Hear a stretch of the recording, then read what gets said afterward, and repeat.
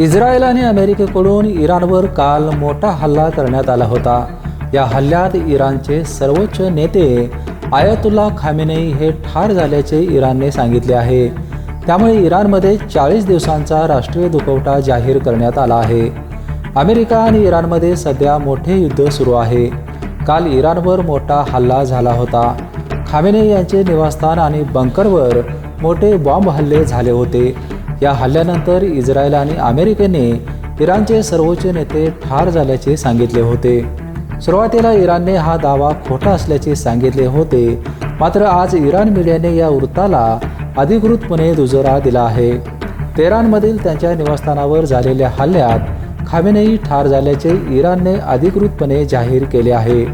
Khamenei यांच्या मृत्यूमुळे इराणला मोठा धक्का बसला असून 40 दिवसांचा राष्ट्रीय दुखवटा आणि 7 दिवसांची सार्वजनिक सुट्टी इराणमध्ये जाहीर करण्यात आली आहे। खामेनेई यांच्यासोबतच त्यांच्या कुटुंबातील सदस्यही ठार झाले आहेत। बीपीएन ब्युरो न्यूजसाठी विजय यशगुप्त।